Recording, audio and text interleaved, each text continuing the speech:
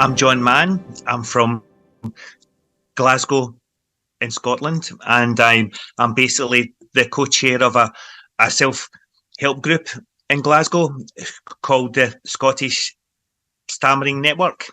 Obviously, we in the UK mostly say stammering instead of stuttering. We don't know why. It's just the kind of word we more commonly use. I've been involved in the self-help group movement for a long time, certainly over 25 years, and I've been involved with the Scottish Stammering Network since it was formed in 2012, and it's based in basically the city of Glasgow, although the aim is to have self-help groups all over Scotland. We only have one in Glasgow just now, but we did have a regularly meeting self-help group also in the city of Edinburgh, and we'd one too in Fife as well, Dunfermline and Fife for a while too. We're like a national charity, and as well as providing self-help groups, we also obviously advocate for people who stammer. They raise awareness. We hold one-off events like open days, and we've done in the past workshops and things, and we're very much in Scotland trying to get the word out about stammering, obviously, and to try and also promote therapy as well. And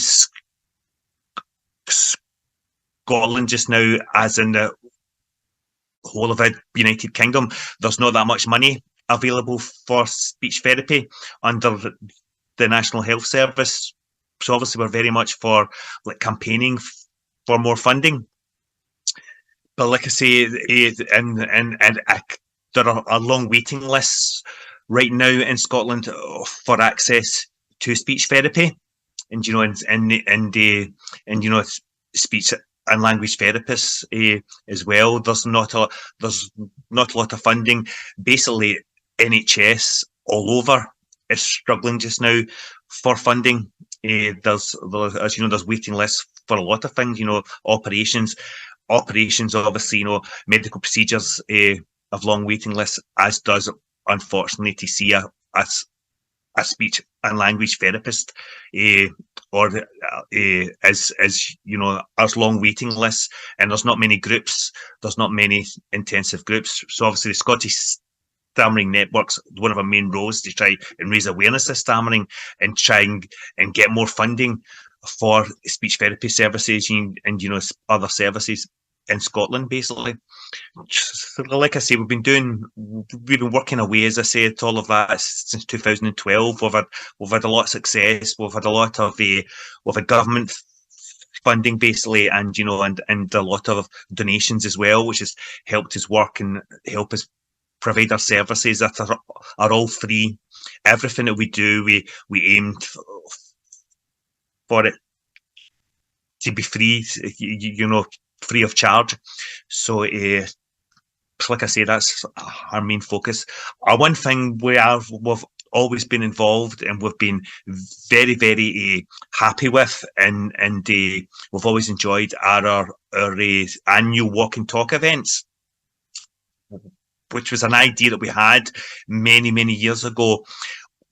Why not, invite people to Scotland and invite people within Scotland, but also outside Scotland, to basically come for a weekend, go to somewhere, a lovely part of Scotland, up in the Highlands, up in the mountains, and to do a mountain hike. It's people who stammer, basically, but not just, people who stammer, speech and language therapists too, or anyone that's got a family member, a friend who stammers can also come along. There's no barrier, to who can come along. And like I say, we have them every year basically, and we move it around Scotland to the different parts of Scotland. So for example, we've been to places like up near Aberdeen in the northeast of Scotland. We've been in Perthshire. We've been into the Callander area and around there, which is a bit more south. We've been to the Western Highlands. We've been to the Knoydart Peninsula, to Glencoe. I've been to mountains and places around Loch Ness, which is absolutely gorgeous. So like I say, we've moved it around. We move around all of the different parts of Scotland. We've tried to kind of do it so we can do like different mountains and visit different parts of Scotland, because obviously we're very keen to to kind of show off how lovely Scotland is, how beautiful it is. But apart from that, as I say, there's like a mountain hike involved, but the mountain hike isn't obligatory. We don't have to do it. We have every year a high level walk, a mountain walk, but we also do a low level walk too. There's always a walk leader.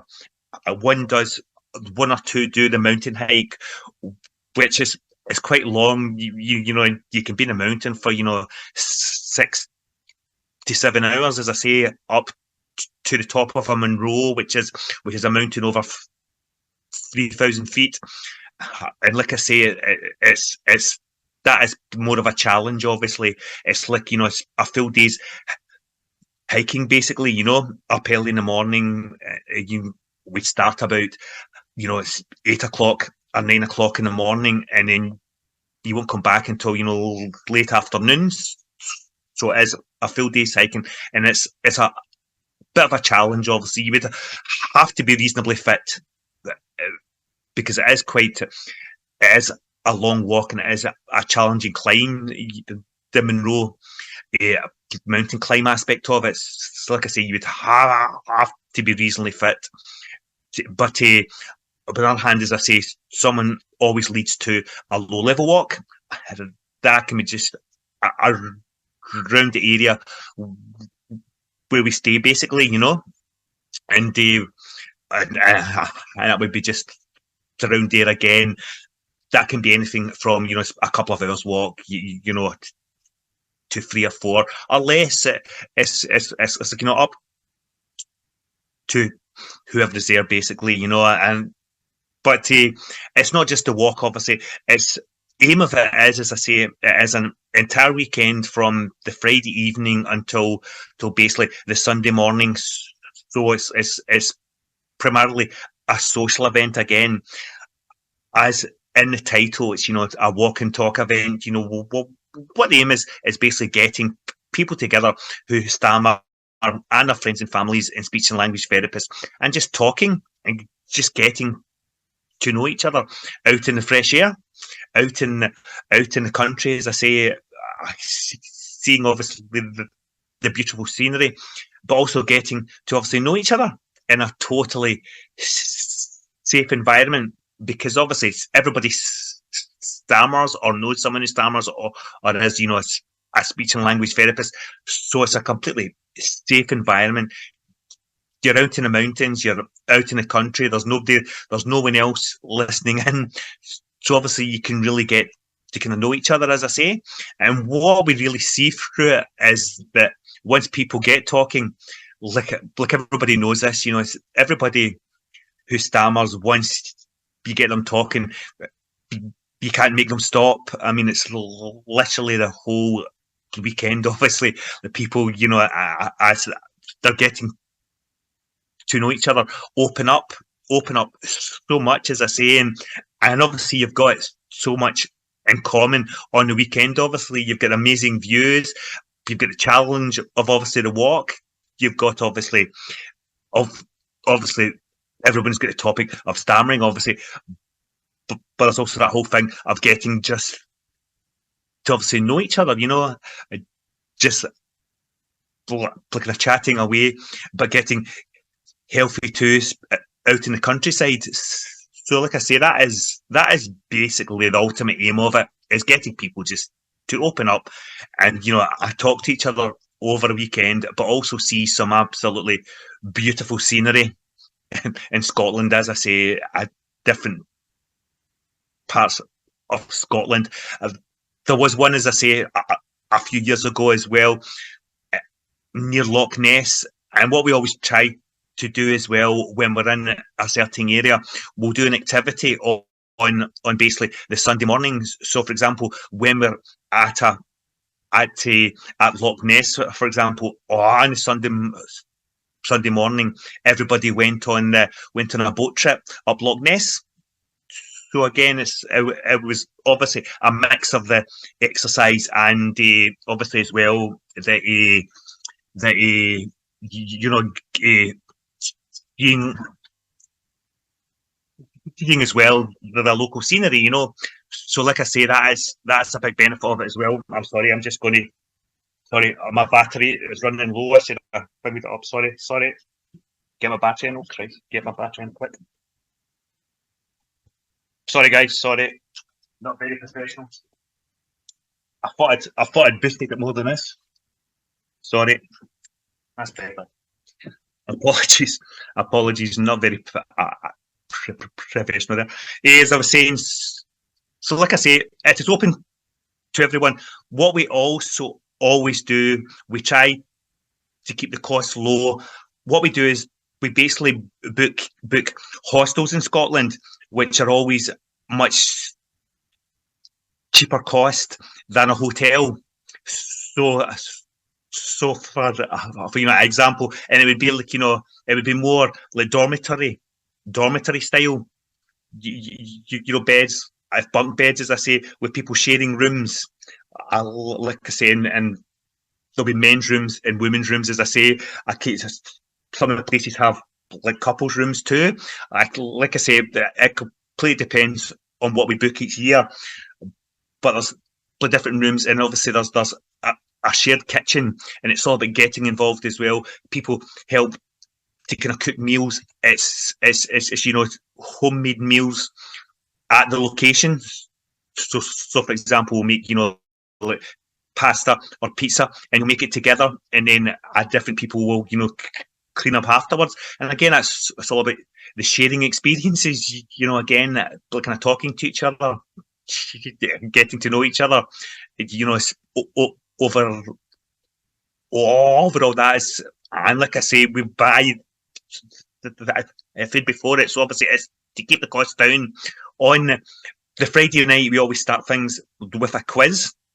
Again, that's a good icebreaker to kind of get people, you know, to kind of know each other.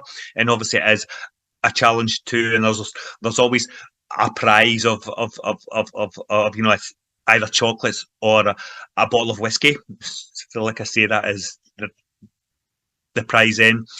Like I say, after dinner on Friday, we have that. The Saturday morning, up early, as I say, the communal breakfast again. And then there's obviously the full day walking. On Saturday night, we would normally go out. Friday night, we would stay in the hostel. The Saturday night, we would basically go out to a local pub or a local restaurant and get a meal there, maybe, and get a couple of drinks again just out there. But the whole aim of it is to keep the cost down, as I say. People want not to go to a local pub, you know, if there's one near the hostel, then obviously they could stay in obviously the hostel. As I say, the whole aim of it is to keep the cost down, you know, to be under £100. So commonly under $100, as I say, to keep it, you know, as low as possible, and that's for the whole weekend. As I say, it's under $100 or under £100, as I said. That's for 2 nights accommodation, all food, all weekend, including a packed lunch for the day of the hikes. So like I say, that obviously covers Friday dinner, Saturday morning breakfast, your Saturday afternoon hike lunch, and then, like I say, a Saturday dinner, and then a Sunday breakfast. On the, basically, as I say, the Sunday morning, early breakfast, and as I say, normally an activity before everyone goes home. So, like I say, that would be a visit to a local place of interest near where the hostel is, or like I say, a walk around the hostel area on the morning, and then everybody would leave about lunchtime, as I say, and back home. And like I say, we've been doing it now for over 15 years. The walking talks, basically. It was initially done to raise funds for the British Stammering Association and the Scottish Stammering Network. But as it went on, as I say, it's not like a fundraising thing. It's just getting people together, basically, and we set the costs, as I say, as affordable as possible. So basically, it's at a level where it just basically it covers the costs. So, like I say, as long as the charge that we're charging people covers the price of the accommodation and the food, etc., then, like I say, that's it. So what you get is an enjoyable, fun, weekend out in the country, meeting new people, talking away to them for as low amount as possible, basically, as I say, and it's a lovely way to see the different parts of Scotland, and it's obviously always over the summer months. Is again only thing that we can't ever promise you is good weather, unfortunately, because we're talking about Scotland here. So well, whilst we can guarantee the warmth of Scottish hospitality, we can't, I'm afraid, promise like constant sunshine, I'm afraid. But like I say, we make up for it with obviously the warmth of the Scottish hospitality. And like I say, on most occasions we've got away with no rain and it's been okay, but we can't like guarantee there'll be no rain, I'm afraid. It is, after all, Scotland, and we're known for a bit of rain, I'm afraid. But like I say, that is as I say is in the basically the nutshell of the walk and talk events. We've found them very, very popular. Every year, as I say, we fill all the spaces, if not all of them, almost all the spaces. As I say, we've had people over from the United States have taken part in the walk and talks. We've had from Germany, from France, from Spain, in Europe. We've had people from all over the United Kingdom, the Wales and Ireland, England. So, like I say, a lot of people travel up from England, especially, basically because it's a very inexpensive way to, you see Scotland. And as I say, you're with Scottish people as well. So, like I say, you've got that added benefit of the hospitality, the Scottish hospitality too. So, like I say, they are extremely popular, and it's really noticed, as I say, as well. Just being, I don't know, there's just something about being out and about in the country that is, and doing an activity like it. It gets people talking so much. Like I say, you would think that they'd be very tired and they wouldn't be talking. But in the mountains, even honestly, everybody opens up and you'd be amazed. As I said earlier, once you get people who stutter or stammer talking, you can't get them to stop talking, and it's like amazing. And as I say, it's that whole shared experience out in the countryside, and it's a chance also as well to kind of raise awareness of the Scottish Stammering Network as well and what we do, So like I say, the next one is already organised and is all already, I believe, fully booked, and it's basically the weekend of the 17th to the 19th of May. Like I say, that's coming up soon, and it's at basically the Glencoe Hostel. It's like I say, that is this year's one, but we have it every year basically. You know, it is every year, as I say, and it's normally around about May or sometimes August, September, because it depends on the availability of the hostels, because they can be very, very popular too. The dormitory type hostels are quite popular, especially May, June, July time, when it's mostly better weather in Scotland. It's warmer and it's drier then.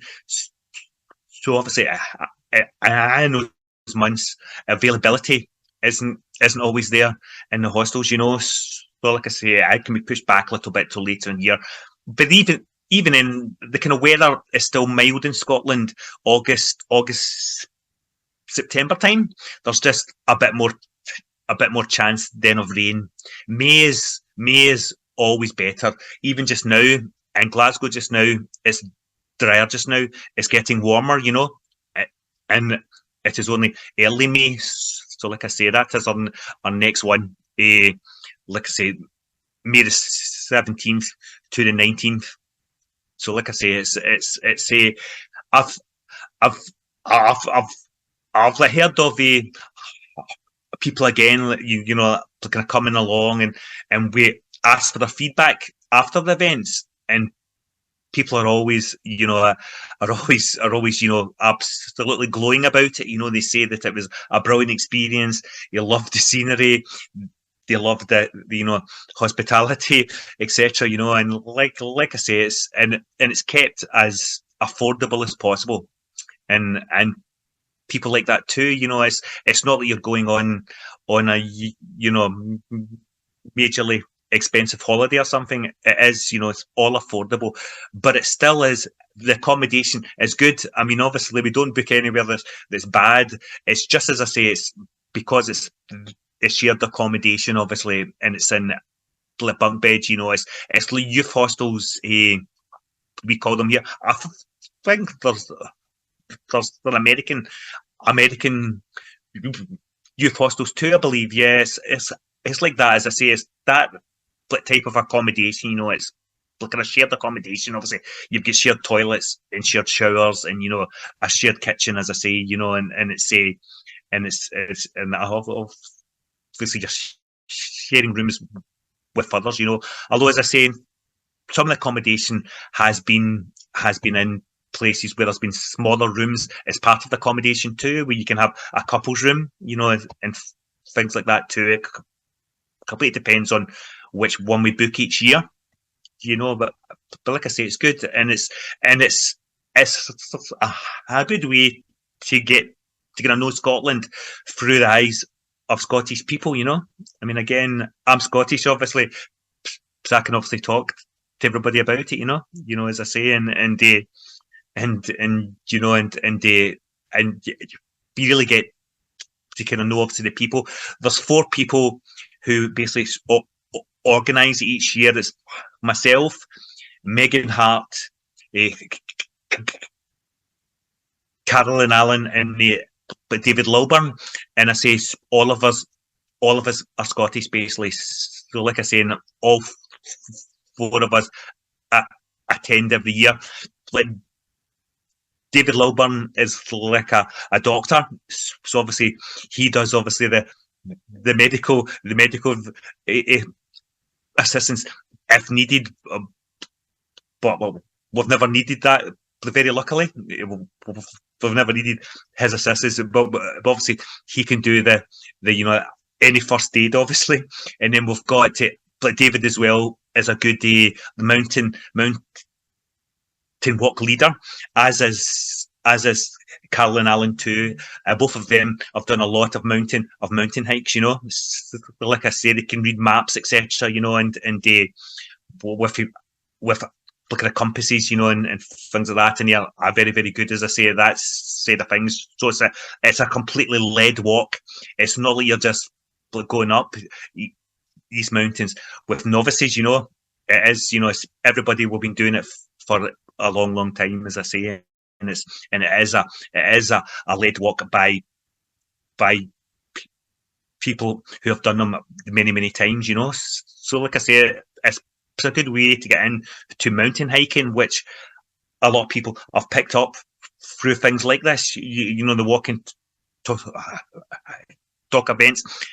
You find that a lot of people do it once, and then they want to gonna do it again and again and again on their own, and you could do it in any country, obviously, where there's mountains, So you could go away and you could set up your own walk and talk event like that, a mountain climbing or a country rambling, a country walks event, and as I say, they are extremely popular, they're amazing. As I say, people come back as well with people that come and walk and talk again and again and again, because obviously they love it, and they've met new friends, they've made so many new friends now, and it's a great way of sharing experience, and just getting to know each other, and how we talk, and any struggles we have, and it's so good, and I've always benefited from the self-help group movement, for that exact reason, just the whole sharing of experiences, and just how you've handled, job situations, made your life changes, and just all of that. You can learn so much, and you can learn it, as I say, on one of these weekends, meeting, as I say, up to 15 to 20 people. As I say, again, I should have said about the numbers. It can depend, obviously, on where we book which particular hostel, because obviously that will be the limit of how many can go. So, for example, if the hostel houses like 20 people, then obviously you can only accommodate the 20 people maximum, so obviously it completely depends.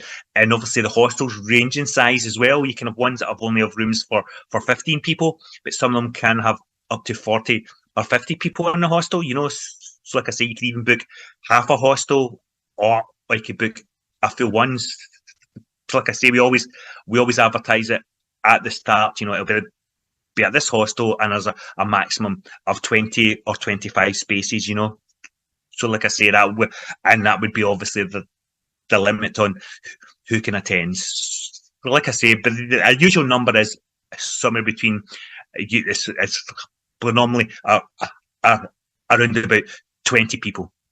Like I say, because that's your average, size of accommodation. So like I said, that is the usual number of people, but it's been very good, as I say, and I would strongly recommend you to other self-help groups as a way of raising awareness of your organisation and getting just people who stammer together. I would recommend other people doing it in other countries, as there's nothing to stop you doing a similar thing in your part of the United States, or in like Germany or France, anywhere basically, because it doesn't have to be a mountain hike. It can just be, out in the country, a walk in the country, organised event over a weekend, and a book somewhere inexpensive, to keep the cost down, and then that's you basically, as I say, it's easy to organise. It's not book the accommodation, advertise it, and as I say, it's just home cooking and planning small activities, the walk itself, and then other activities, So like I say, it's good fun organising even. So like I say, I'm not sure if that's my time up now, or if like anyone has like any questions about it, or any comments on how to attend, as I say, and if like anybody has any questions, I'd be happy to answer. Pat, yeah. Yeah, I just want to comment that I think it's great that you keep the costs down because it really opens it up to all families as opposed to conference. Exactly. I wish every conference had in the United States had a youth hostel possibility, because some of the conferences here cost, for an individual it costs a lot, for a family it costs a fortune. So yeah, that's right. I think it's great that that you keep the cost so low. Yeah, that's right. No, it is the same here. The major conferences are quite expensive, yeah, because it all adds up, doesn't it? You've got your travel to the conference, you've got your accommodation at the conference, yeah, you've got other expenses, eating or drinking if it's not part of the conference itself, yeah, very expensive. That's why we kind of aimed at doing this way. Like I say, a weekend for under $100, as I say, or £100 here. Again, it's it's like a bargain, I mean, for a weekend's food, a weekend's accommodation, as I say, it's like a complete bargain, as I say, the activity, etc. So yeah, it's good.